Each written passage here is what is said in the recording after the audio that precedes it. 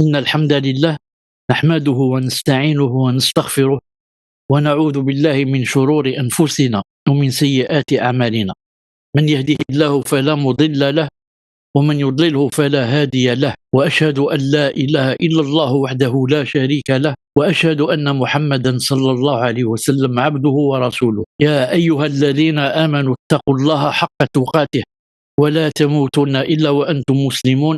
يا أيها الناس اتقوا ربكم الذي خلقكم من نفس واحدة وخلق منها زوجها وبث منهما رجالا كثيرا ونساء، واتقوا الله الذي تساءلون به والأرحام إن الله كان عليكم رقيبا. يا أيها الذين آمنوا اتقوا الله وقولوا قولا سديدا يصلح لكم أعمالكم ويغفر لكم ذنوبكم، ومن يطع الله ورسوله فقد فاز فوزا عظيما. ألا إن أصدق الكلام كلام الله، وخير الهدي هدي محمد صلى الله عليه وسلم، وشر الأمور محدثاتها، وكل محدثة بدعة، وكل بدعة ضلالة، وكل ضلالة في النار. أما بعد، donc on va commencer le cours Inch'Allah Ta'ala. Je donne la parole à Samir. تفضل سامر. بسم الله والحمد لله والصلاة والسلام على نبينا محمد وعلى آله وأصحابه أجمعين. مرحبا بكم. Bienvenue à vous en ce lundi 30 Rajab 1447 de l'Hégire, correspondant au 19 janvier 2026. Pour ce nouveau cours dans la salle Zoom J'apprends l'Islam.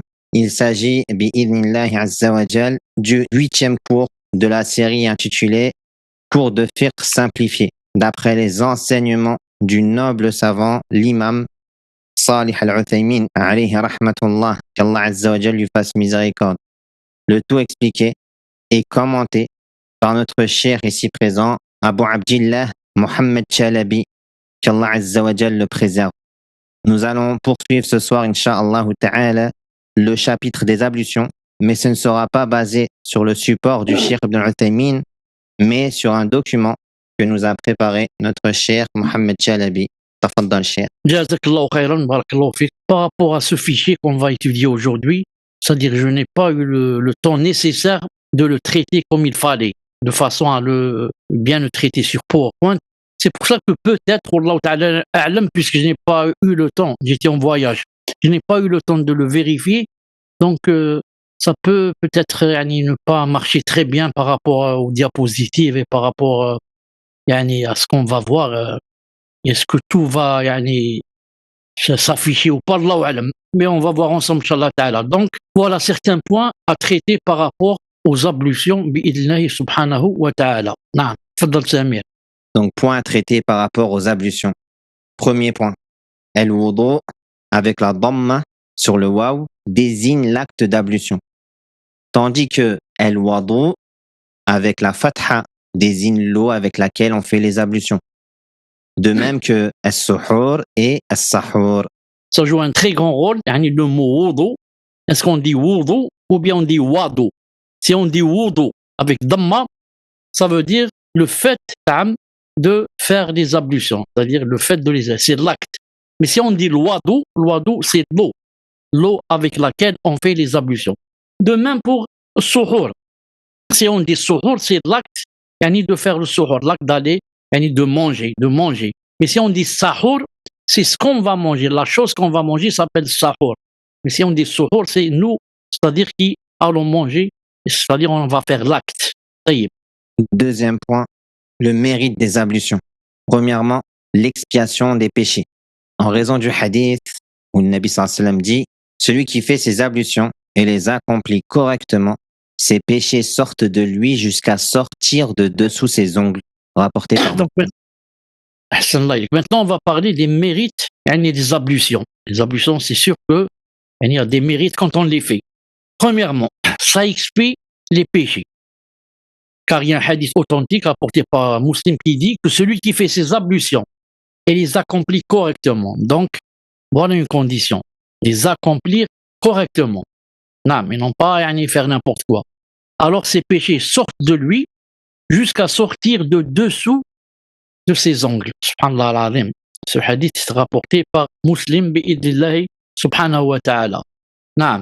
Muslim rapporte d'après Abu Huraira radiyallahu anhu que le messager d'Allah sallallahu alayhi wa sallam a dit: lorsque le serviteur musulman ou croyant fait ses ablutions et lave son visage, sortent de son visage, avec l'eau ou avec la dernière goutte d'eau, tous les péchés qu'il a commis par le regard de ses yeux. Lorsqu'il lave ses mains, sortent de ses mains, avec l'eau ou avec la dernière goutte d'eau, tous les péchés qu'elles ont commis. Lorsqu'il lave ses pieds, sortent de ses pieds, avec l'eau ou avec la dernière goutte d'eau, tous les péchés vers lesquels ses pieds l'ont porté, jusqu'à ce qu'il sorte purifié de ses péchés. Subhanallah al-Azim. Donc, quand quelqu'un fait le wudu, c'est vraiment quelque chose, ça, un grand statut, une grande faveur. Tous les péchés bidna azza wa jal sortent au moment du wudu. Et là, il y a une faïda, c'est que quand la personne va faire le wudu, il faudrait qu'elle mette entre ses yeux, par exemple, ce hadith, que quand elle lave ses mains, par exemple, les péchés sont en train de sortir de ses mains. Quand elle lave, par exemple, les pieds, les péchés sont en train de sortir de ses pieds. Quand elle lave son visage, les péchés sont en train de sortir du visage. Si elle fait le wudu avec cette chose entre les yeux, ça lui donne de l'humilité, ça lui donne le khushu' bi'idhna azza wa jal. Et ce n'est pas comme beaucoup, nous-mêmes, on le fait plusieurs fois, on fait le wudu comme ça, automatique. Taf, taf, taf, taf, et on termine. Donc, c'est une faïda bi'idhna subhanahu azza wa jal. Remarque, les péchés effacés par les ablutions sont les péchés mineurs, comme par exemple le regard porté sur des femmes non mahram. Quant aux péchés majeurs, ils ne sont effacés que par un repentir sincère, comme cela est mentionné dans l'autre hadith authentique où le Nabi sallallahu alayhi wa sallam dit « Tant qu'il n'a pas commis de grands péchés ». Donc, les péchés dont on est en train de parler, ce sont les petits péchés, les péchés mineurs. Par exemple, il a donné ici un exemple comme le fait de jeter un regard sur une femme qui n'est pas mahram, en jetant un regard, pas le premier, le deuxième regard. Alors là, il a dit, c'est quoi? Ça s'absout. Allah Azza wa Jal, enlève ce péché. Mais si c'est un grand péché, il faut faire le repentir sincère pour qu'il soit absous. Car les grands péchés ne s'absoutent pas comme ça, facilement. Mais les petits péchés, juste le wudu, Inch'Allah Ta'ala, ça enlève tous les petits péchés. Et la preuve que les grands péchés ne rentrent pas dans ce qu'on est en train de dire, c'est le hadith authentique. Il a dit, sallallahu alayhi wa sallam, il a dit, tant qu'il n'a pas commis de grands péchés. Vous voyez ici, tant qu'il n'a pas commis de grands péchés. C'est-à-dire, s'il a commis de grands péchés, le wudu n'enlève pas les grands péchés. Deuxième mérite, les ablutions sont une cause d'entrée au paradis. En raison du hadith où il est dit, celui qui fait des ablutions semblables aux miennes, puis se lève et accomplit 2 unités de prière en y étant pleinement attentif par son cœur et son visage, le paradis lui devient obligatoire. Donc, parmi les mérites des ablutions, c'est quoi aussi? C'est que, alhamdoulilah, c'est une cause, pour entrer au paradis, bi'idhna subhanahu azza wa jal. D'après le hadith, celui qui fait des ablutions, voilà les conditions, les conditions. Celui qui fait des ablutions semblables aux miennes. C'est pas il fait des bid'a dans les ablutions. Comme par exemple, il va mettre de l'eau sur sa nuque, ou là, essuyer sa nuque, ou là, comme on va voir. Non. Il fait des ablutions comme les miennes, c'est-à-dire les ablutions du prophète sallallahu alayhi wa sallam. Et après cela, il accomplit 2 rak'at. Et ces 2 rak'at, on peut les faire en tout moment. Que ce soit après l'asr, que ce soit après le fajr, après l'isha, après le muhim, quand on fait les ablutions, c'est tout. Mais sans donner d'importance à quel moment est-on. Et la deuxième condition, en y étant pleinement attentif par son cœur et son visage. Le cœur, est là. Il est présent dans ces 2 rak'at. Ce n'est pas le corps qui est présent et le cœur, il est par exemple dans un film ou là un match de football. Il faut que le cœur soit présent dans ces 2 rak'at et son visage aussi. Son visage, il est là, en train de méditer ce qu'il est en train de lire par exemple dans les salates et qu'est-ce qu'il est en train de faire dans cette salate. Alors le paradis, bi'idhna azza wa jal, lui devient obligatoire. Obligatoire, c'est pas parce que cette personne, en faisant cela, elle oblige Allah Ta'ala à la faire entrer au paradis. Jamais. Mais parce que Allah subhanahu wa ta'ala a voulu ainsi, que si quelqu'un fait ce qu'on vient de dire ici, il le fait rentrer, Inch'Allah Ta'ala, au paradis. Et aussi en raison de ce qui a été rapporté concernant l'acte de Bilal, radiallahu anhu, que le messager d'Allah, sallallahu alayhi wa sallam, lui ait dit j'ai entendu le bruit de tes sandales au paradis. Informe-moi donc de l'acte que tu espères le plus. Bilal répondit, radiyallahu anhu, je n'ai accompli aucune œuvre que j'espère plus que celle-ci. Chaque fois que je faisais une purification complète, de nuit ou de jour, j'accomplissais avec cette purification la prière qu'Allah m'avait prescrite, rapportée par Al-Bukhari et Muslim, et dans une version rapportée par Ahmed, et j'accomplissais 2 unités de prière. Voilà, il a fait exactement ce qu'a dit le prophète sallallahu alayhi wa sallam. À chaque fois qu'il faisait les ablutions, il priait 2 rak'at bi'idhnillah subhanahu wa ta'ala, na'am, et sûrement avec khushu', na'am, avec humilité. Donc, ce qui a fait que le prophète sallallahu alayhi wa sallam, quand il a fait l'ascension et qu'il est entré au paradis, il a entendu des sandales de quelqu'un qui marchait. Il a dit, c'est qui celui-là? Il lui a dit, c'est Bilal. C'est pour ça, quand il est descendu, il a demandé à Bilal, qu'est-ce que tu as fait au point que j'ai entendu, c'est pas au paradis. Il a dit, je ne faisais rien de spécial, sauf que à chaque fois que je faisais le wudu, je faisais 2 prières après le wudu. Naam. Troisièmement, parmi les mérites, c'est un signe distinctif de cette communauté au jour de la résurrection. En raison du hadith, ma communauté viendra le jour de la résurrection avec des visages lumineux et des membres blanchis à cause des traces des ablutions. Donc, subhanallah al-azim, ma communauté viendra le jour de la résurrection, pas comme toutes les autres communautés.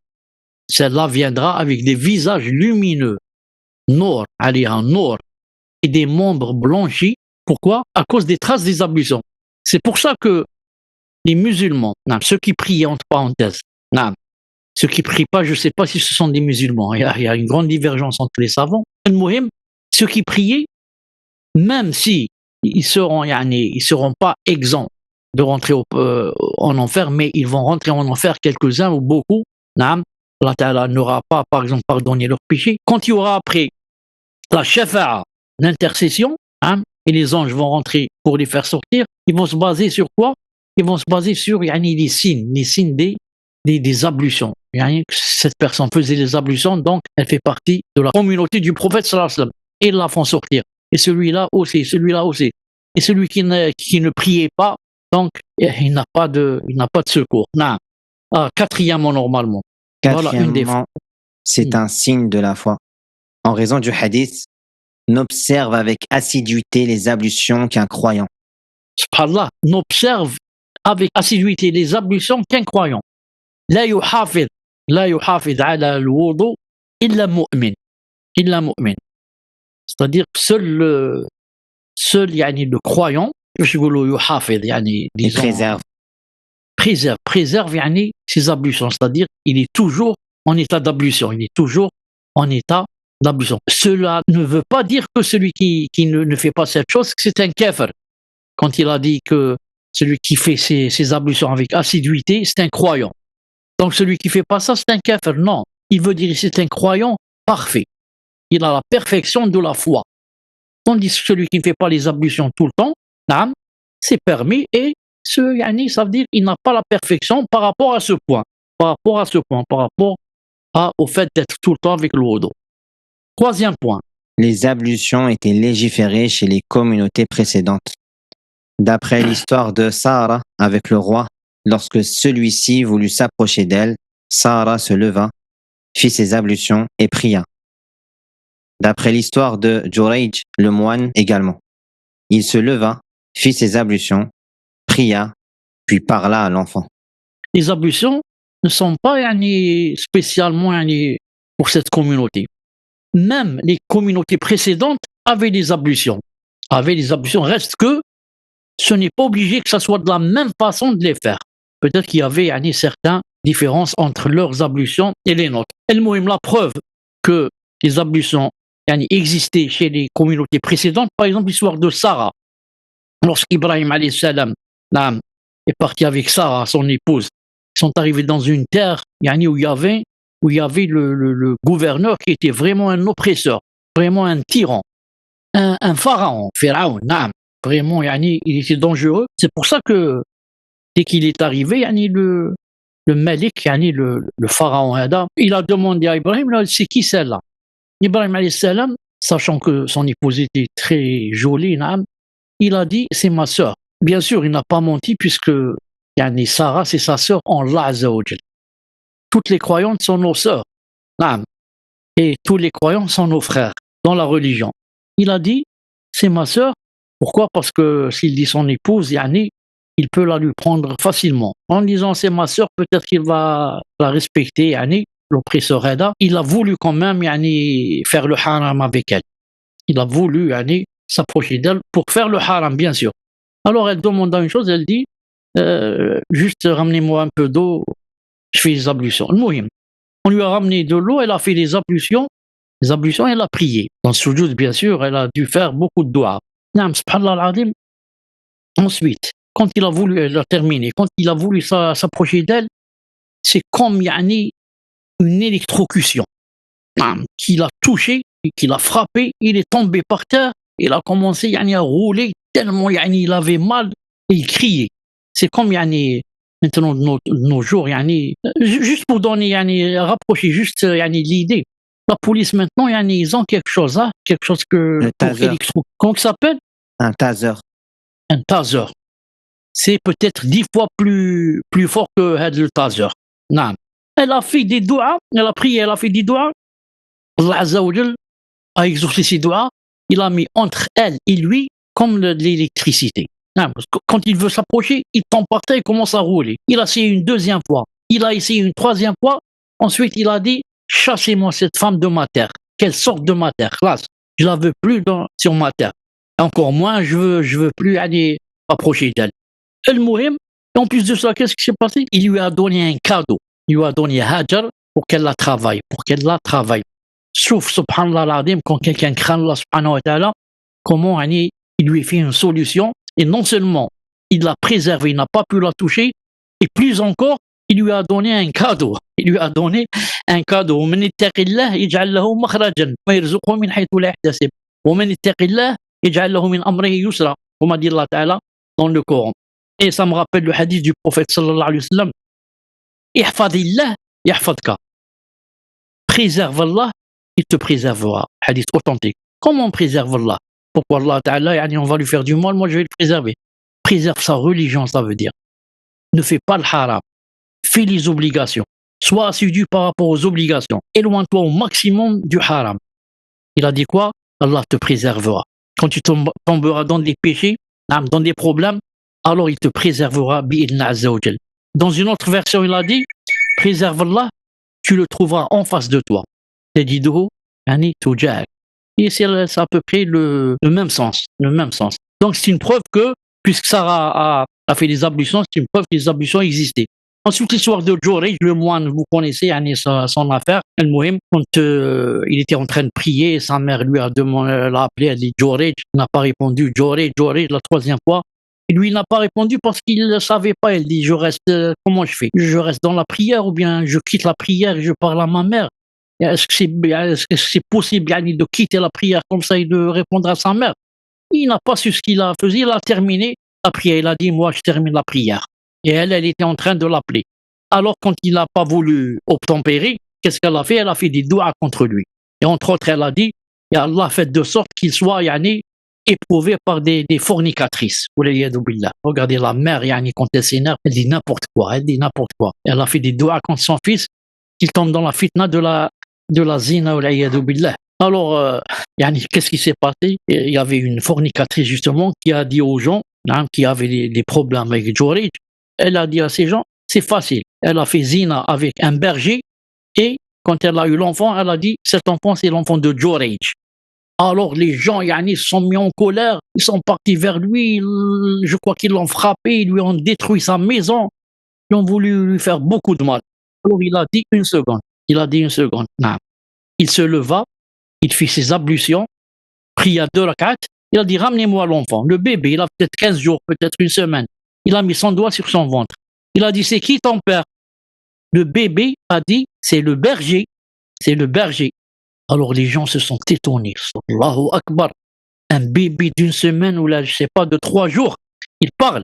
Et il dit, c'est pas Jurayj qui a fait la zina, c'est le berger. Allahu Akbar. Ils ont su que vraiment, Jurayj, donc c'est pas lui qui a fait la zina, car Jurayj c'était un homme pieux, c'est impossible que quelqu'un mette son doigt sur un bébé et le bébé puisse parler, c'est impossible.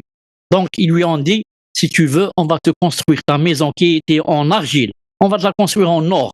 Il a dit non merci, je ne sais pas quelqu'un qui aime la dunya. Remettez-la comme elle était, reconstruisez-la comme elle était, c'est-à-dire en argile. Les savants ont dit, regardez, ils ont pris une faïda de ce hadith, ils ont dit quand les parents font des doigts sur leurs enfants, subhanallah al-adim, des fois même s'ils sont en tort, des fois Allah Azza wa Jal répond à leurs doigts. Parce que là, elle était en tort. Mais pour elle, elle n'était pas en tort. Pourquoi? Parce que yani, son fils, elle avait besoin de lui, et par énervement, par colère, elle a dit ça. Mais ils ont dit, même si Allah Ta'ala répond à certains des doigts des gens, yani, des parents, il a dit, mais il a fait une solution à celui sur lequel on a fait des doigts. La preuve, il a fait une solution à Jurayj. Il l'a fait sortir de ses mashakil, ses problèmes, et on lui a proposé qu'on lui construise sa maison en or. Si c'était quelqu'un comme nous qui aurait accepté, il serait devenu un milliardaire. Non, mais il n'a pas accepté. C'est quelqu'un qui cherche le paradis, le visage d'Allah Azza wa Jal. Il n'est pas intéressé par l'or. Al-Muhim, ça c'est les preuves yani, que les ablutions existaient autrefois. Tfaddal. Sallallahu alayhi wa cher. Et d'après le hadith, ceci est mon ablution et l'ablution des prophètes avant moi. Rapporté par Ibn Majah et Ibn Hajar a dit hadith faible. Donc c'est un hadith faible mais très connu dans les livres des fuqaha, comme quoi le prophète sallam a fait des ablutions et il a dit ce sont mes ablutions et les ablutions des prophètes avant moi. Et comme vous savez que le hadith faible, vous savez la règle, ça ne veut pas dire qu'il n'existe pas. Un hadith faible, c'est 50%. C'est peut-être le prophète qui l'a dit, 50% c'est pas lui qui l'a dit. C'est pour ça que certains yani, acceptent de travailler avec le hadith yani, faible, surtout si c'est pas dans les jugements. C'est pas dans les jugements, mais les choses yani, qui poussent à faire par exemple des bonnes choses ou qui poussent à délaisser le haram. Non, fit targhib ou tarhib comme on dit. Mais par contre, ce qui est spécifique à cette communauté, c'est la blancheur lumineuse du visage, ghurra, et le blanchiment des membres, tahjil. D'après le hadith de Abu Hurayrah radiyallahu anhu, le messager d'Allah sallallahu alayhi wa sallam a dit: ma communauté viendra le jour de la résurrection avec des visages lumineux et des membres blanchis à cause des traces des ablutions. Que celui qui peut prolonger sa lumière le fasse. Rapporté par Al-Bukhari et Muslim. C'est pour ça que Abu Hurayrah lui-même, il a compris de ce hadith lorsqu'il a dit à la fin, sallallahu alayhi wa sallam, que celui qui peut prolonger sa lumière le fasse. Puisque le wudu hada, quand on arrive yani, aux mains, subhanallah les membres, et le visage, quand l'eau passe sur le visage et les membres, ça devient lumineux yawm al-qiyamah. Nous on ne voit pas ça maintenant, mais yawm al-qiyamah, ça devient lumineux. Quand il a entendu Abu Hurayrah, le prophète alayhi sallam, dire alors que celui qui peut prolonger sa lumière le fasse, alors Abu Hurayrah, quand il faisait les ablutions, il arrivait au coude, il faisait monter plus haut, presque jusqu'à yani, les selles. Et la même chose, quand il était aux jambes, il faisait monter plus haut jusqu'à la moitié du tibia. Non. Mais la plupart des savants ont dit ça c'est juste un ijtihad, une interprétation de Abu Hurayrah. C'est lui qui a compris cela. Mais le professeur n'a pas dit cela. Il a dit que celui qui peut prolonger sa lumière le fasse, c'est-à-dire qu'il fasse souvent le wudu, etc. C'est tout. Non. Quatrième point, ce qui est obligatoire dans les ablutions, c'est seulement le premier lavage. En raison de la parole d'Allah Ta'ala, faire silo, laver, et le lavage est réalisé même par une seule fois. Quant au deuxième et au troisième lavage, ils sont recommandés, c'est-à-dire sunnah. Donc, ce qui est obligatoire dans le wudu, c'est seulement le premier lavage. C'est pour ça qu'on peut laver seulement les mains jusqu'au coude seulement une fois, le visage seulement une fois, et puis seulement une fois. Quand on ajoute le deuxième lavage et le troisième, c'est recommandé. C'est-à-dire on a plus de ajr et de récompense, c'est tout. Mais ce n'est pas une obligation. Il est établi dans un hadith d'Ibn Abbas, radiyallahu anhuma, le prophète sallallahu alayhi wa sallam a fait les ablutions une fois pour chaque membre, rapporté par Al-Bukhari. D'ailleurs, le prophète sallallahu alayhi wa sallam lui-même a fait certaines fois les ablutions une seule fois pour chaque membre. C'est pour ça que nous aussi, hein, c'est de la sunna de faire cela au moins une fois dans la vie ou là, une fois pour chaque membre. Naam. Surtout quand on est pressé ou là, en voyage ou là. Tfaddal. Et dans le hadith de Abdullah ibn Zayd, il sallallahu alayhi wa sallam a fait les ablutions en lavant chaque membre 2 fois, rapporté par Al-Bukhari. Un autre hadith qui montre que le prophète islam, quelquefois aussi, faisait les ablutions 2 fois chaque membre. Nous aussi, si c'est possible, de temps en temps, on fait ça. Naam. 2 fois chaque membre. Bi'idhnillahi ta'ala. Naam. Et il est également établi qu'il sallallahu alayhi wa sallam a fait les ablutions en lavant chaque membre 3 fois, comme dans le hadith de Uthman rapporté dans les 2 sahih, c'est-à-dire Al-Bukhari et Muslim. Donc, conclusion, c'est quoi?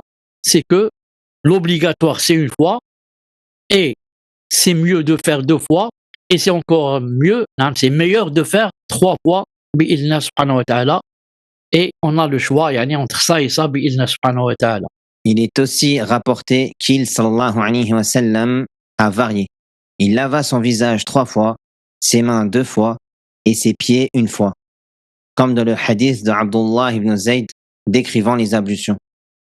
Puis il introduisit sa main, lava son visage 3 fois, puis lava ses mains 2 fois jusqu'au coude, rapporté par Al-Bukhari et Muslim. Voilà une autre sunna aussi, que c'est permis de varier, comme a fait le prophète sallallahu alayhi wa sallam. Qu'est-ce qu'il a fait? Il a lavé son visage 3 fois, mais les mains seulement 2 fois, et les pieds seulement 1 fois. Mais la sunna, c'est de laver ses pieds aussi 3 fois, mais il a fait ici alayhi sallam seulement 1 fois. Hein? Donc, c'est permis aussi de varier, et c'est pourquoi c'est bien pour nous de le faire de temps en temps, de varier, de faire par exemple le visage 3 fois, les mains 2 fois, et puis 1 fois, ou alors le contraire. Tout cela est permis bi'idhnillahi subhanahu wa ta'ala. Le meilleur est d'agir tantôt de cette manière, tantôt de l'autre, afin de mettre en pratique l'ensemble de la sunna. Voilà. Pourquoi il faut varier? C'est pour mettre en pratique l'ensemble de la sunna, et de dire alhamdoulilah, voilà, yani, j'ai fait tout ce qu'a fait le prophète sallallahu alayhi wa sallam. Mais si je vais faire tout le temps, par exemple, le wudu 3 fois chaque membre, ça veut dire que j'ai délaissé 2 sunan. Celle où il a fait 1 fois, et celle où il a fait 2 fois, et même 3 sunan. La troisième, celle où il varie, sallallahu alayhi wa sallam. Et moi, je n'ai jamais varié. Tout le temps 3. Naam. Quant à dépasser 3 lavages, cela n'est pas permis. En raison du hadith d'Abdullah ibn Amr, le prophète sallallahu alayhi wa sallam fit les ablutions en lavant chaque membre 3 fois.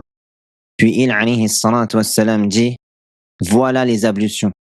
Celui qui ajoute à cela a mal agi, a transgressé et a été injuste. Subhanallah al-azim. Donc le maximum dans le wudu, c'est combien? 3 fois. Et celui qui va faire plus que 3 fois, alors que lui dit sallallahu alayhi wa sallam, il a dit que celui qui fait cela, naam, a fait 3 choses, 3 mauvaises choses. Awalan, il a mal agi, car il n'a pas fait la sunna. Il a fait une chose contraire à la sunna. Il a transgressé, i'tada, et il a été injuste. C'est un zalim, il a fait du dhulm, l'injustice. Subhanallah al-azim. Donc pour celui qui ne suit pas la sunna, il fait comme ça de sa tête, et il dit pourquoi je ne fais pas 4 fois? Allez, je fais le visage 5 fois. Allez, je fais les mains 4 fois. Non, si tu dépasses 3 fois, tu as fait 3 mauvaises choses. Tu as mal agi, tu as transgressé et tu es devenu injuste. Wal'iyadu billah. Naam. 5e point, la sunna est de se rincer la bouche et le nez 3 fois. D'après le hadith d'Abdullah ibn Zayd décrivant les ablutions du prophète sallallahu alayhi wa sallam, dans lequel il est dit: puis il introduisit sa main dans le récipient, se rinça la bouche, inspira l'eau par le nez et la rejeta 3 fois, rapporté par Al-Bukhari et Muslim. Donc la sunna, c'est de se rincer la bouche et le nez 3 fois. Et ce n'est pas seulement comme font certains. Ici, qu'est-ce qu'il a dit? Il a dit rincer, hein? Se rincer la bouche. Ce n'est pas mettre un peu d'eau dans sa bouche et le jeter. Ou le rincer, c'est-à-dire faire passer l'eau de droite à la gauche, de la joue droite à la joue gauche, ou bien de la joue gauche à la joue droite, à l'intérieur de la bouche. Naam. Il inspira l'eau. Dans un hadith, il a dit, il inspire, naam, exagère dans l'inspiration. Il a dit, sauf si tu es en état de jeûne, car ça fait rentrer l'eau par le biais du gosier jusqu'à يعني اسمه تحت l'estomac. Estomac. L'estomac. نعم. Puis le rejeta 3 fois. Donc il a fait ça 3 fois, sallallahu alayhi wa sallam. La sunna est que cela se fasse avec 3 poignées d'eau à partir d'une seule main. D'après le hadith de Abdullah ibn Zayd décrivant les ablutions. Puis le prophète sallallahu alayhi wa sallam prit de l'eau, se rinça la bouche et inspira l'eau par le nez à partir d'une seule poignée, faisant cela 3 fois. Rapporté par Al-Bukhari et Muslim. Et d'après Ali radiallahu anhu concernant la description des ablutions, puis il se rinça la bouche et le nez 3 fois. C'est-à-dire Se le rince- prophète, alayhi salam, c'est-à-dire le prophète, نعم. se rinçant la bouche et rejetant l'eau du nez avec la même main dont il prenait l'eau. Cette manière est la plus authentique d'après l'ensemble des hadiths rapportés. An-Nawawi, rahimahullah, a expliqué cette manière en disant: il prend une poignée d'eau, s'en rince la bouche, puis inspire l'eau par le nez, puis il prend une deuxième poignée et fait de même, puis une troisième. C'est-à-dire en même temps, quand il prend la poignée d'eau, en même temps, il fait rentrer l'eau dans sa bouche et en même temps dans son nez. Et en même temps dans son nez avec la même poignée. Il fait cela 3 fois. Ibn al-Qayyim, qu'Allah lui fasse miséricorde, a dit: le prophète sallallahu alayhi wa sallam associait le rinçage de la bouche et l'aspiration de l'eau par le nez, prenant la moitié de la poignée pour la bouche et l'autre moitié pour le nez. Et aucun hadith authentique n'a été rapporté établissant une séparation entre le rinçage de la bouche et celui du nez. Subhanallah, il n'y a aucun hadith authentique qui dit que le prophète sallallahu alayhi wa sallam, quand il voulait rincer sa bouche et laver aussi son nez, naam, qu'il séparait entre les deux. C'est-à-dire entre la bouche, c'est-à-dire il prenait une poignée pour la bouche 3 fois, ensuite 3 fois pour le nez. Non. En même temps, la poignée remplie d'eau, qu'est-ce qu'il fait? Il, en même temps, fait rentrer l'eau dans sa bouche et en même temps aspire par le nez. Naam. Ensuite, il fait comme ça 3 fois. Ensuite, il prend une poignée et en même temps, il fait rentrer de l'eau dans sa bouche et en même temps, il aspire avec son nez. Avec son nez. Peut-être pour ceux qui ne connaissent pas cette façon, les premiers temps, c'est un peu peut-être difficile ou là, mais on va s'habituer vite. Très vite, on s'habitue, on va le faire presque automatiquement. Quant au hadith de Talha ibn Musarrif, d'après son grand-père, qui a dit: j'ai vu le messager d'Allah sallallahu alayhi wa sallam séparer entre le rinçage de la bouche et celui du nez, rapporté par Abu Daoud, mais il s'agit d'un hadith faible. Voilà, c'est un hadith faible. Sinon, ça aurait impliqué que c'est de la sunna séparée entre la bouche et le nez, avec une nouvelle poignée d'eau. Il a dit, mais c'est un hadith faible. Les hadiths authentiques disent que il n'y avait pas de séparation entre la bouche et le nez. S'il les sépare malgré tout, cela est valide. Mais agir conformément à la sunna est préférable. Alhamdulillah. Pour celui qui sépare et dit, moi je peux pas, c'est difficile pour moi de faire les deux en même temps, alors on lui dit, alhamdulillah, c'est valide, fais-le, mais lui qui ne sépare pas et qui fait la sunna est mieux que toi parce que sûrement qu'il a des récompenses plus que toi, puisque lui il applique la sunna, et toi tu fais des choses que le prophète n'a pas faites, mais tu es excusé car c'est permis bi'idhnih subhanahu wa ta'ala, car c'est juste une sunna et ce n'est pas une obligation. 6e point, la manière d'essuyer les oreilles. Elle consiste à introduire les 2 index dans les conduits auditifs afin d'en essuyer l'intérieur et à essuyer l'extérieur des oreilles avec les pouces. S'il les essuie autrement qu'avec les pouces, cela est valable, car l'objectif est de couvrir toute la zone par l'essuyage. Toutefois, suivre la sunna est meilleur afin d'obtenir la récompense de l'imitation. Donc, la sunna, c'est de faire entrer les 2 index, d'essuyer donc l'intérieur des oreilles, et ce qui est en dehors, on les essuie avec les 2 pouces. Mais si quelqu'un ne les essuie pas avec les 2 pouces, par exemple, il va les essuyer avec le majeur, les 2 majeurs, c'est possible. Ou avec les 2 auriculaires, c'est possible. Mais la sunna, c'est quoi? D'essuyer l'extérieur avec les pouces.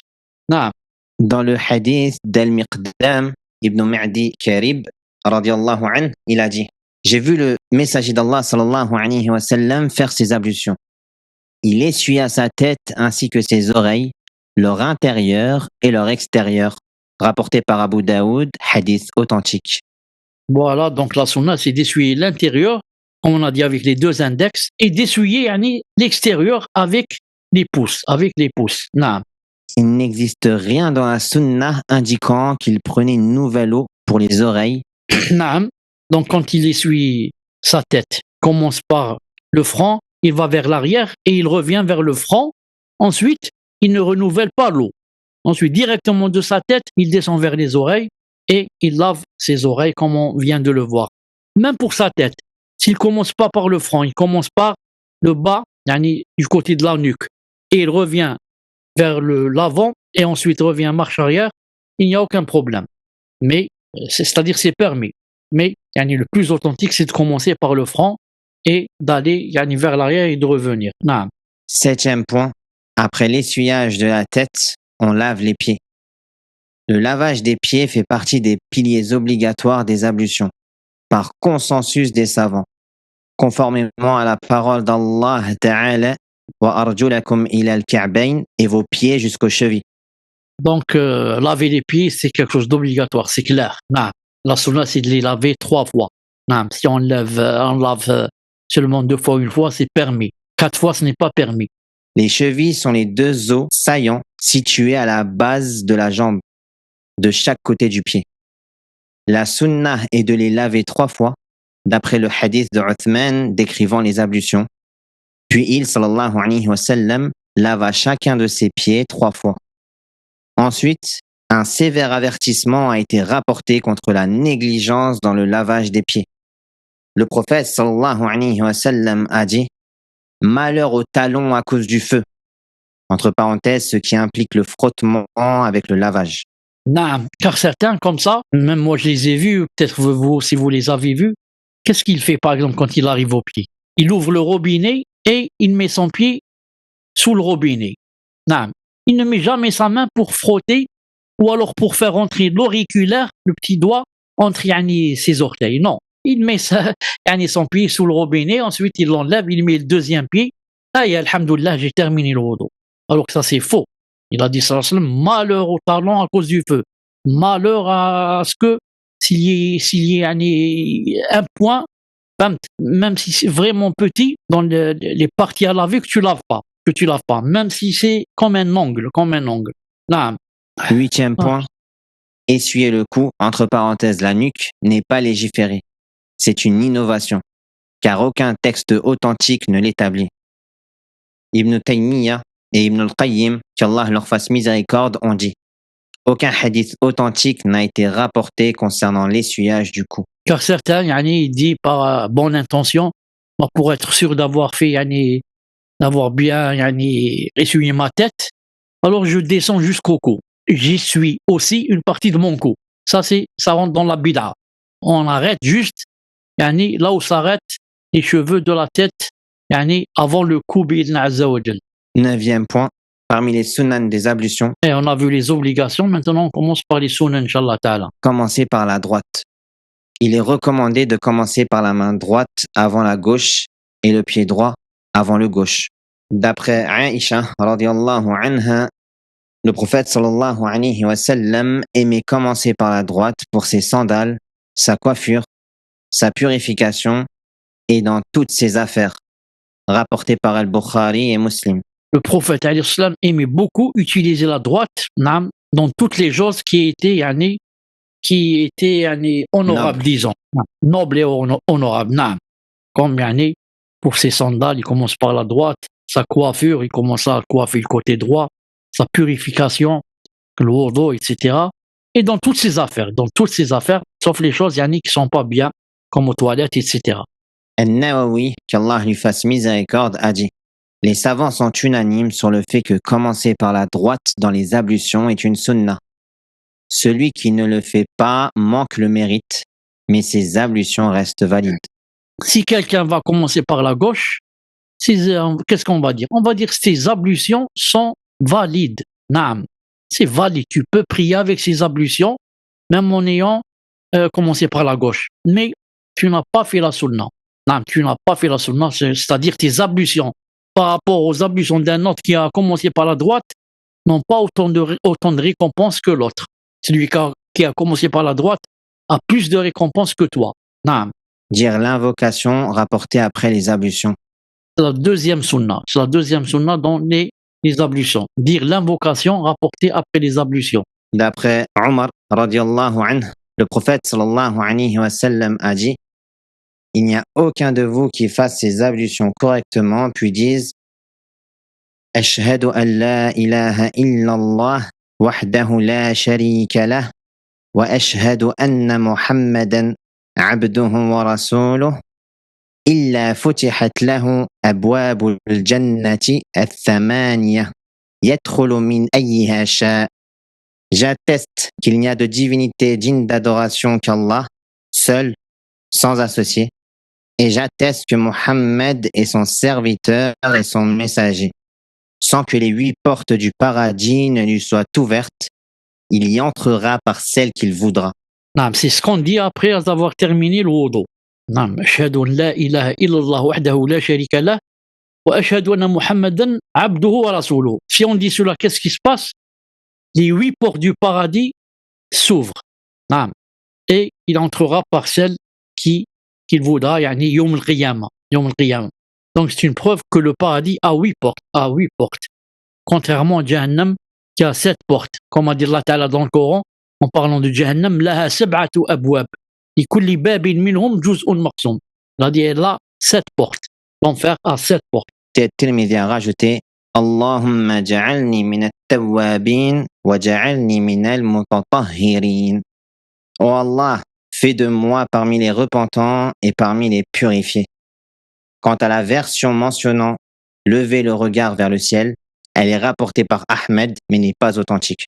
Tirmidhi a ajouté, quand on dit après le wudu, ashhadu an la ilaha illallah wa ashhadu anna Muhammadan rasulullah, ja'alni min tawwab, il a ajouté Allahumma ja'alni min tawwabin wa ja'alni min mutatahhirin. C'est une version yani authentique. Quant à la version où il est dit que quand le prophète faisait cette doua après le wudu, il levait le regard vers le ciel, cette version n'est pas authentique, donc ce n'est pas vrai de lever yani le regard vers le ciel en faisant yani cette doua après le wudu. Et encore, ce n'est pas aussi authentique de yani lever le doigt. De lever le doigt quand on dit Shahadu an la ilaha illallah, shahadu anna Rasulullah, ce n'est pas authentique. Yani on ne lève pas le doigt, on termine le wudu et on dit les ablutions directement, ni en levant la tête, ni en levant le doigt. D'après Abu Sa'id, radiallahu anhu, le prophète sallallahu alayhi wa sallam a dit: celui qui fait ses ablutions, puis, après les avoir terminées, dit: Subhanaka Allahumma wa bihamdik, ashhadu an la ilaha illa ant, astaghfiruka wa atubu ilayk. طبع عليها بطابع ثم رفعت تحت العرش فلم تكسر إلى يوم القيامة. Gloire et louange à toi, ô Allah. J'atteste qu'il n'y a de divinité que toi. Je te demande pardon et je me repens à toi. Cela sera scellé d'un sceau et élevé sous le trône et ne sera pas brisé jusqu'au jour de la résurrection. Rapporté par le Hakim, hadith authentique. Donc il y a une deuxième doua qu'on peut dire, au lieu de dire le premier Shahadu an la ilaha, etc., on dit Subhanak Allahumma wa bihamdik, ashhadu an la ilaha illa ant, astaghfiruka wa atubu ilayk. S'il dit ça, cette doua, qu'est-ce qui va se passer? Alors, cette doua sera scellée d'un sceau, c'est comme on fait un tampon dessus, et élevée sous le trône. Et elle va monter pour être mise sous le trône et ne sera brisée qu'au jour de la résurrection. Le jour de la résurrection, elle sera brisée pour voir ce qu'il y a à l'intérieur. On va trouver cette doua, Allah ibarak. Troisièmement, s'essuyer après les ablutions. C'est permis. Il n'existe aucune preuve établissant son interdiction ni son caractère recommandé. Cela reste donc permis. Le hadith: il avait un tissu avec lequel il s'essuyait après les ablutions, est rapporté par Tirmidhi, mais rien d'authentique n'est établi à ce sujet, comme l'a précisé Ibn al-Qayyim. Ensuite, le hadith dans lequel c'est cité qu'il a refusé la serviette ne prouve pas l'interdiction. Donc quand on termine le wudu, on a le libre choix entre s'essuyer ou ne pas s'essuyer. Car ça rentre dans le permis, c'est tout. Non, ça rentre dans le permis. C'est-à-dire qu'il n'y a pas comme ça quelque chose de clair où le prophète sallam a demandé par exemple une serviette après le wudu ou bien qu'il avait une serviette. Non. Donc ça reste dans le permis. Celui qui veut s'essuyer, qui s'essuie. Celui qui ne veut pas s'essuyer, il ne s'essuie pas. Et encore, si on ne s'essuie pas, de temps en temps, c'est bien. Pourquoi? Car il y a un hadith authentique que l'une des épouses du prophète sallallahu alayhi wa sallam, elle a vu son mari, le prophète alayhi wa sallam, faire le wudu. Quand il a terminé, elle lui a rapproché une serviette pour qu'il l'essuie. Et il a dit, c'est pas la peine. Et il ne s'est pas essuyé. Non. Donc, c'est aussi bien de temps en temps de ne pas s'essuyer, de rester comme ça, avec de l'eau qui coule du corps. Mais ça ne veut pas dire que c'est haram de s'essuyer parce qu'il a pas accepté la serviette, ni encore moins de dire que c'est makruh. C'est pas recommandé de s'essuyer car on lui a donné une serviette, il n'a pas voulu alayhi salam s'essuyer. Non. Pourquoi? Les savants disent que mujarrad at-tark la yadullu ala amrin fil matruk la tahrim wa la karaha. Le fait que le prophète disant délaisse une chose n'implique pas le caractère haram ou bien non recommandé de cette chose. Mais ولكن يدل على أنه يجوز الترك. Mais c'est juste qu'est-ce que ça implique? Ça implique que c'est permis de délaisser, c'est tout. Le prophète sallam, quand il a délaissé la serviette, ça veut dire quoi? C'est permis de faire comme lui, de délaisser la serviette. Mais ça ne veut pas dire que si on va s'essuyer, c'est makruh ou alors c'est haram. C'est pas correct de dire cela. Naam. Quatrièmement, les invocations pendant les ablutions. Rien d'authentique n'a été rapporté à ce sujet. An-Nawawi, rahimahullah, a dit: quant aux invocations pour chaque membre des ablutions, rien n'a été rapporté du prophète sallallahu alayhi wa sallam. Ibn al-Qayyim, alayhi rahmatullah, a dit: tous les hadiths concernant les invocations sur les membres des ablutions sont faux. Parce que beaucoup de gens, quand ils font une ablution, à chaque fois qu'ils arrivent à un membre, ils font une dua. S'il arrive aux yeux, il dit: Allah, faites de sorte que je ne vois que de bonnes choses. S'il arrive à la bouche, il dit: Allah, faites de sorte que je ne dise que de bonnes choses. S'il arrive aux mains, faites de sorte que je ne touche que les bonnes choses. Aux pieds, faites de sorte, ya Allah, que mes pieds soient stables sur le sirat, par exemple. Ou là, que je n'aille pas avec mes pieds dans les mauvais endroits. Et comme ça, tout ça, ça n'existe pas dans la sunna. La sunna, on dit bismillah et on se tait jusqu'à ce qu'on termine. C'est-à-dire, quand je dis on se tait, ça ne veut pas dire que c'est interdit de parler. Je suis en train de faire les ablutions, quelqu'un me demande quelle heure est-il, là je lui réponds. Mais il n'y a pas de doua spécifique dans les ablutions, sauf bismillah, et quand on termine, les deux douas qu'on a cités tout à l'heure. Cinquièmement, le siwak pendant les ablutions. Parmi les sunan des ablutions figure aussi le siwak, d'après le hadith d'Abu Hurayra, qu'Allah l'agrée. Le prophète sallallahu alayhi wa sallam a dit: si je ne craignais pas de rendre cela pénible à ma communauté, je leur aurais ordonné d'utiliser le siwak à chaque ablution. Rapporté par Ahmed, et c'est un hadith authentique. Donc c'est de la sunna d'utiliser le siwak pendant les ablutions, comme c'est de la sunna d'utiliser le siwak avant la salat. Et ce n'est pas une obligation, c'est juste une sunna. La preuve, il a dit: si je ne craignais pas de rendre cela pénible, c'est-à-dire je sais que cela est pénible, donc je ne vais pas leur ordonner. Sinon, je leur aurais ordonné d'utiliser le siwak. Mais comme je sais que cela est pénible, donc je n'ordonne pas. Donc c'est seulement sunna pendant le wudu, quand on arrive à la bouche, on met de l'eau à l'intérieur, ensuite on jette l'eau, ou en même temps en gardant de l'eau, Allahu a'lam, on rince les dents avec le siwak. Et d'après Aïcha, radiyallahu anha, qu'Allah l'agrée, le siwak purifie la bouche et satisfait le Seigneur. Rapporté par Ahmed, et c'est authentique. C'est un hadith du prophète sallallahu alayhi wa sallam. Siwak, matharatun lil fam wa mardatun lil rabb. Matharatun, c'est une purification pour la bouche, et mardatun lil rabb, une satisfaction pour le Seigneur. Et on a dit la fois passée, si vous vous rappelez, que Taymiyyah a dit, rahimahullah ta'ala, par rapport à ce qu'on utilise le siwak avec la main droite ou la main gauche, il a dit: si on va voir le hadith qu'il y a à la fin, c'est une satisfaction pour le Seigneur, pour satisfaire mon Seigneur, j'utilise le siwak avec la main droite. Et si je vais voir le côté que c'est une purification pour la bouche. Moi, quand je purifie ma bouche, j'emploie la main gauche et non pas la main droite. Cheikh, Tfaddal. pour le hadith est satisfait le Seigneur, je Mhm. propose, Cheikh, qu'on dise est un agrément du Seigneur. Parce que la satisfaction, c'est comme si on comble un besoin. C'est un agrément pour le Seigneur. Jazakumullah khair, Cheikh. Alhamdulillah. Barakallah fikum, Cheikh. راه معنا فولتير هنايا الحمد لله باسكال. Allah al-Musta'an. 10e point. L'ordre dans les ablutions est une obligation, c'est-à-dire accomplir les piliers dans l'ordre. Le visage, puis les mains, puis l'essuyage de la tête, puis le lavage des pieds. La preuve est le verset « Ô vous qui avez cru, lorsque vous vous levez pour la prière, lavez vos visages et vos mains jusqu'aux coudes, essuyez vos têtes et lavez vos pieds jusqu'aux chevilles. » Donc c'est l'obligation d'observer l'ordre. Donc lorsque vous levez pour la prière, le visage, il a dit, et vos mains jusqu'au coude, ensuite la tête, ensuite les pieds. Non, il a dit on doit observer l'ordre. Preuve tirée du sens, Allah les a mentionnés dans un ordre précis. Et le prophète sallallahu alayhi wa sallam a dit « Commencez par ce par quoi Allah a commencé. » De plus, Allah a inséré un membre à essuyer entre deux membres à laver. Et les Arabes ne rompent pas la similitude sans raison. Et la raison ici est l'ordre.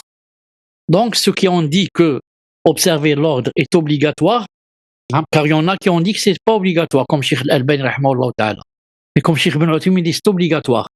Alors ils ont cité parmi les preuves d'abord le verset, ensuite min hayth an-nadar, d'après le sens, ils ont dit Allah Ta'ala a inséré un membre à essuyer, c'est-à-dire essuyer la tête, entre deux membres à laver, entre le visage, regardez un peu plus haut ici, il a dit laver le visage, regardez lavage du visage, ensuite lavage du main jusqu'au coude, deux lavages, ensuite un essuyage, essuyez vos têtes, ensuite un lavage, lavez vos pieds, deux lavages, un essuyage, ensuite un lavage.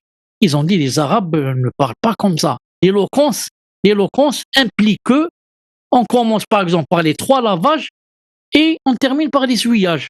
C'est pas on parle on va rompre la similitude. On va citer deux lavages, ensuite on fait rentrer quoi, un essuyage au milieu, ensuite on revient au lavage. Il a dit mais si Allah Ta'ala a fait cela, ça veut dire qu'il faut observer quoi? Il faut observer l'ordre. Ça veut dire c'est pour ça qu'il l'a rentré au milieu entre deux lavages ou alors entre trois lavages pour qu'on sache que c'est obligatoire de faire de cette façon. Sinon, il l'aurait laissé à la fin. Il l'aurait laissé à la fin du verset. Naam. Les ablutions du prophète sallallahu alayhi wa sallam étaient toujours ordonnées et continues, sans exception. Selon cette opinion, si quelqu'un inverse l'ordre, ses ablutions ne sont pas valides. C'est l'avis d'Ahmed et Shafi'i. D'autres savants, comme Malik et les gens de l'opinion, ont dit que l'ordre n'est pas obligatoire. Mais l'avis prépondérant est le premier. Donc Malik rahimahullah et d'autres comme Cheikh Al-Albani ont dit que c'est pas obligé de suivre l'ordre. Mais Imam Ahmed et Shafi'i ont dit que c'est obligé de suivre l'ordre. Et nous, pour sortir des mashakil, qu'est-ce qu'on fait? On va suivre l'ordre, c'est mieux. Comme ça, quoi? Si jamais il fallait suivre l'ordre, Yom al-Qiyam, alhamdoulilah, j'ai pas de problème, j'ai suivi l'ordre. Mais s'il fallait pas, et que moi j'ai suivi l'ordre, je n'ai rien fait de grave. C'est-à-dire puisque c'est permis de le faire, donc j'ai rien fait de grave, si je l'ai pas fait. Questions diverses. Lever l'index lors de l'invocation après les ablutions et lever la tête n'a aucun dalil qui le confirme dans la sunna. Comme je l'ai dit tout à l'heure, lever l'index après avoir terminé l'invocation pour dire Shahadun la ilaha illallah, etc. Et aussi lever la tête. Certains même lèvent la tête vers le ciel. En même temps, le doigt et la tête. Ça n'a aucun dalil dans la sunna. Maintenant, on va voir certaines situations où les ablutions sont légiférées, c'est bien. Ça y est, premièrement, c'est quoi?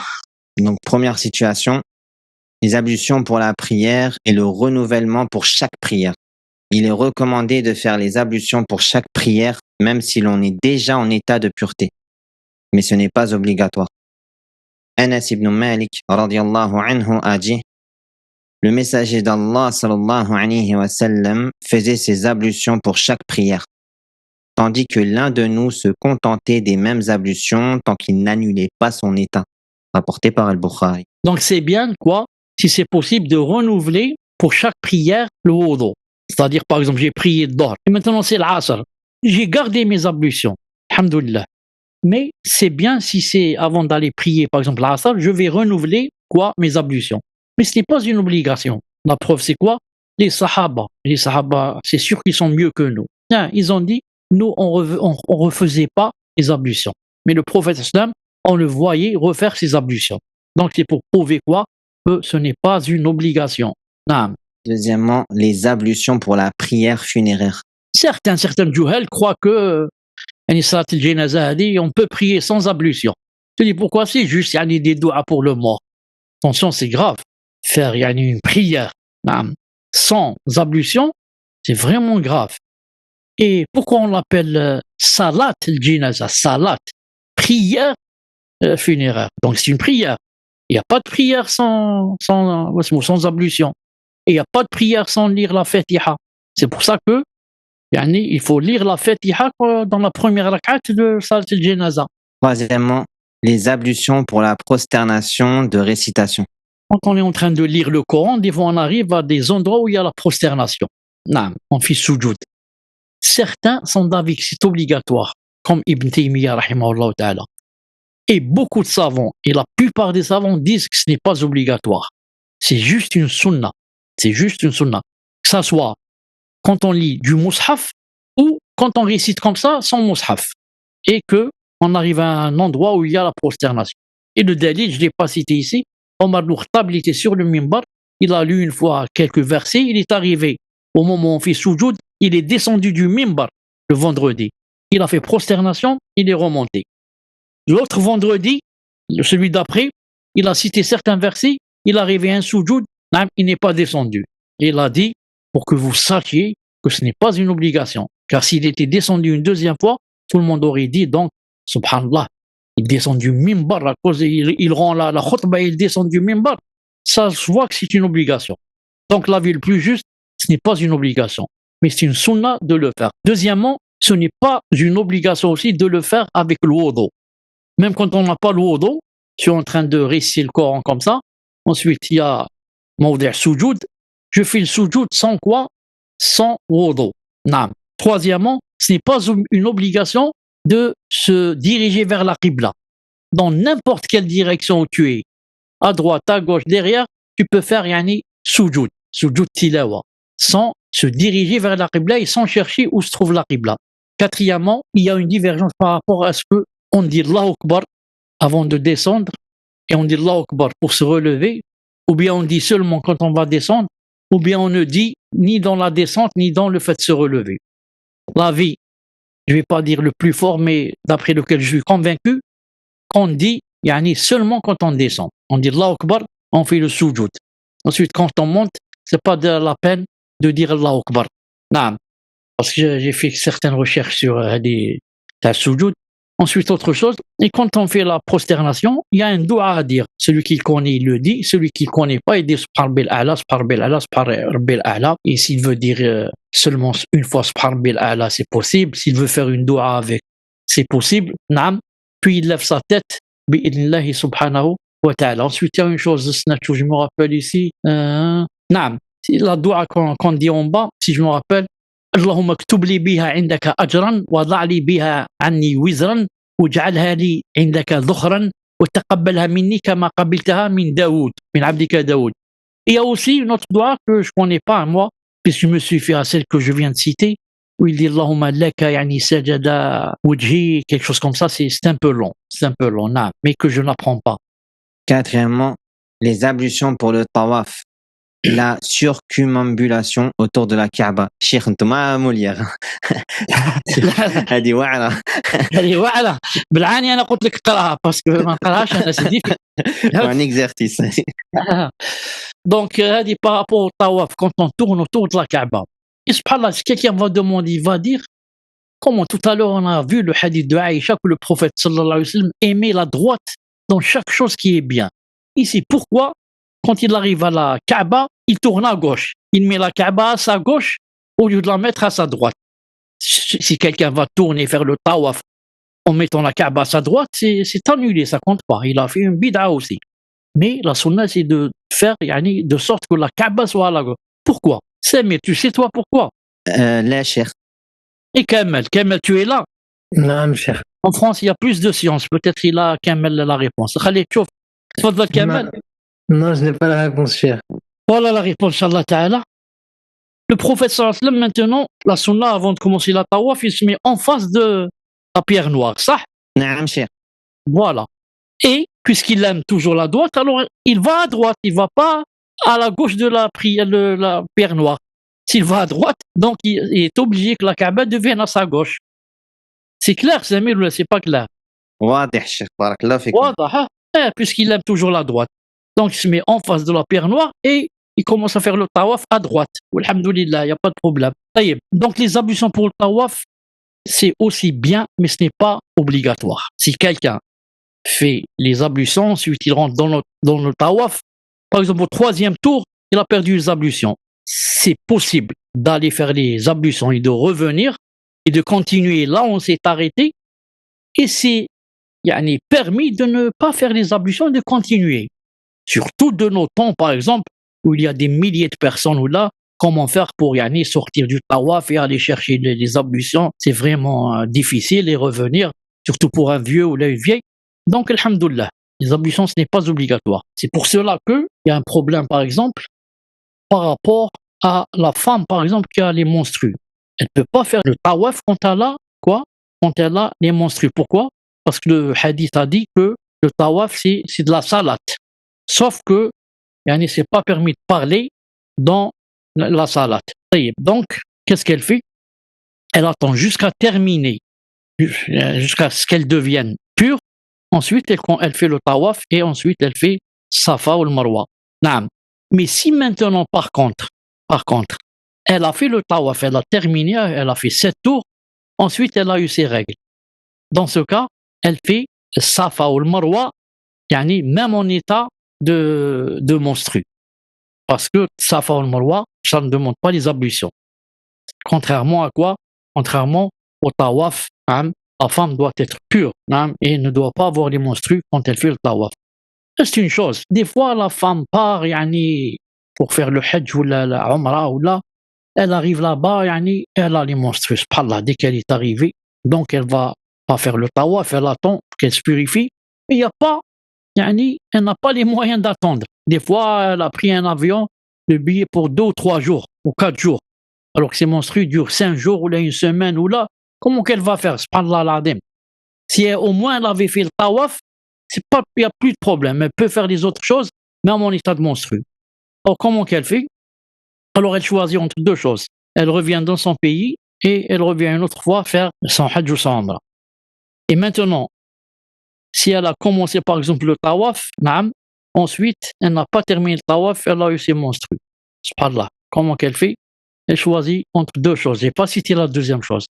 Si elle décide de revenir vers son pays, elle est toujours en état d'ihram. C'est-à-dire qu'elle doit rester sans couper ses cheveux, ni les ongles, ni rien. Ni son mari ne peut l'approcher jusqu'à ce qu'elle revienne une autre fois. Après 1 année, après 5 ans, Allah alam quand est-ce. Encore si elle peut revenir. Et ça, les savants disent, c'est vraiment difficile. Pas possible qu'on émette une fatwa en ce sens. Ils ont dit, alors qu'est-ce qu'on fait? Alors on dit, c'est permis qu'elle fasse qu'elle fasse le tawaf en état de menstru. Qu'elle fasse le tawaf en état de menstru, c'est le moindre mal. C'est pas possible qu'elle revienne en état de sacralisation vers son pays, qu'elle reste comme ça là-bas, interdiction de la toucher, de ceci, cela, et qu'elle revienne après des années, peut-être qu'elle peut pas revenir. Et ça, c'est par rapport aux les ablutions par rapport au tawaf. Les ablutions avant de dormir, elles sont recommandées à l'unanimité des 4 écoles. D'après le Bara ibn Azib, radiallahu anhu, lorsque tu te mets au lit, fais tes ablutions comme pour la prière. Donc, c'est de la sunna avant de dormir, de faire des ablutions. Au moins, il y a 6 dés, au moins peut-être la première fois.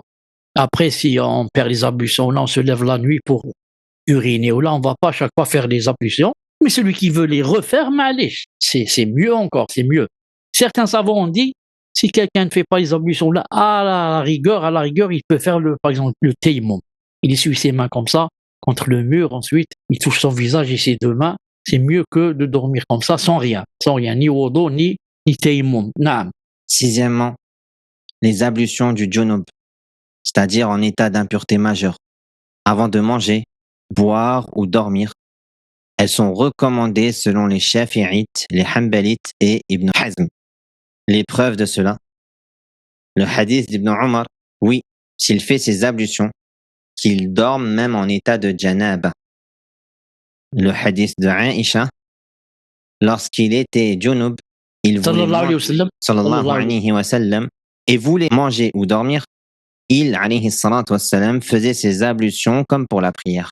Des fois, la personne s'approche par exemple de son épouse, il est en janaba, ensuite il veut dormir ou là, au moins qu'il fasse ses ablutions, ou bien il veut manger ou boire, au moins qu'il fasse ses ablutions, ensuite il peut dormir comme ça, car il a fait quoi? Il a allégé l'impureté majeure, il l'a allégé. Alhamdoulilah, il a fait le wudu. C'est un peu comme celle qui a les menstrues. Elle peut faire de temps en temps, les savants disent, le wudu pour alléger l'état d'impureté. Mais ce n'est pas pour prier, par exemple. Naam. Septièmement, les ablutions avant de reprendre le rapport conjugal. Elles sont recommandées par la majorité des savants. D'après Abu Sa'id al-Khudri, radiyallahu anhu, qu'Allah l'agrée, si l'un de vous a un rapport avec son épouse puis veut recommencer, qu'il fasse des ablutions. Rapporté par Muslim. Donc ce n'est pas obligé. C'est juste une sunna, ou bien c'est juste pour redonner la force à l'homme pour pouvoir faire cette chose. Naam. Car ça revivifie en lui la force et le désir. Naam. Huitièmement, les ablutions pour la lecture du Coran. Il est permis à celui qui est en état d'impureté mineure de lire le Coran sans toucher le mushaf. Il est toutefois préférable de faire les ablutions. Donc, quand on veut lire le Coran, sans le toucher bien sûr, il est permis de le faire même si on n'a pas d'ablution. Par contre, si on veut lire du mushaf, il est préférable de faire les ablutions. Il est préférable de faire les ablutions. Plutôt, il est obligé de faire les ablutions.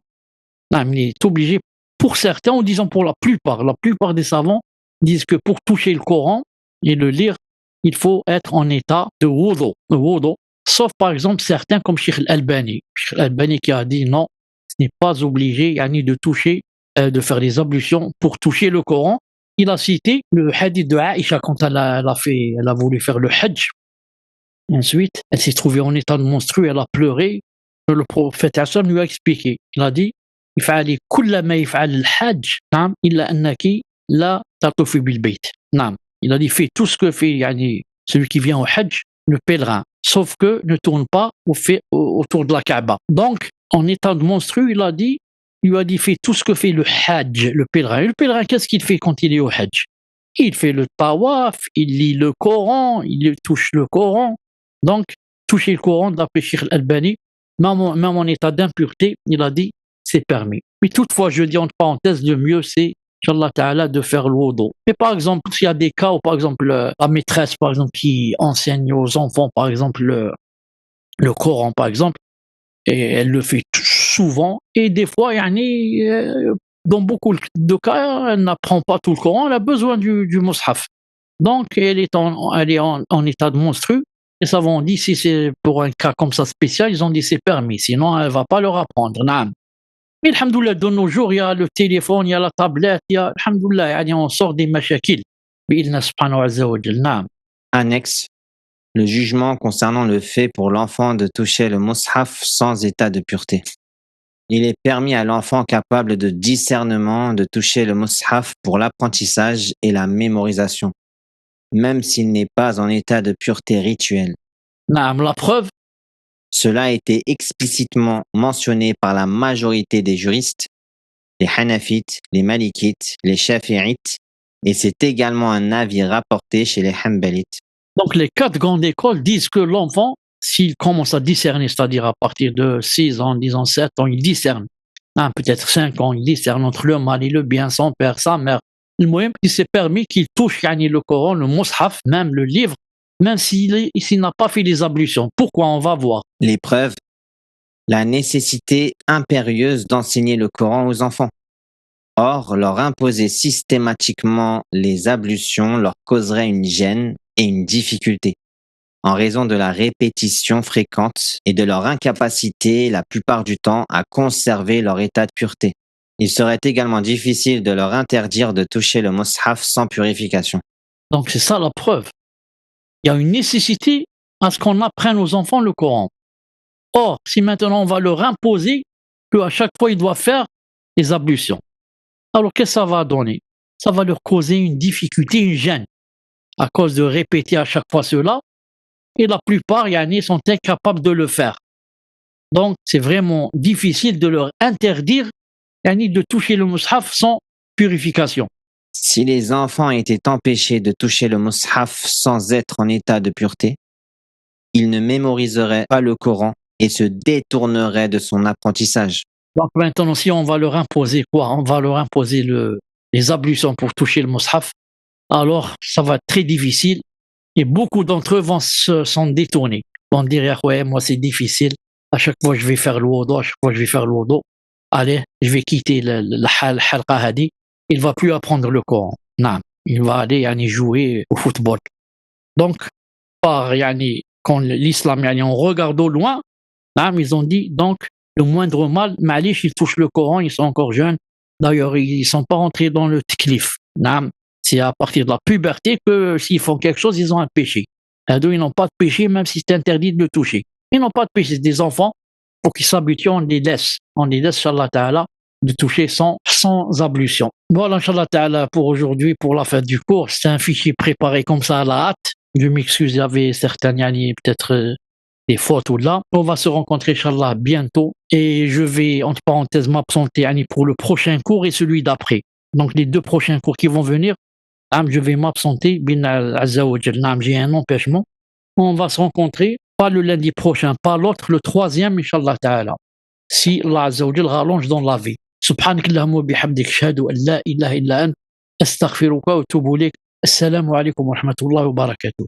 بارك الله فيكم شيخ، جزاكم الله خيرا شيخنا الحبيب، أحسن الله إليكم، نفع الله بكم شيخ، نفع الله بارك الله فيكم tout maintenant pour barakallahu fikum Kamal et Samir et tous ceux qui ont assisté avec nous.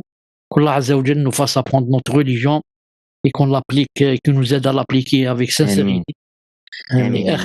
آخر دعوانا الحمد لله رب العالمين والسلام عليكم.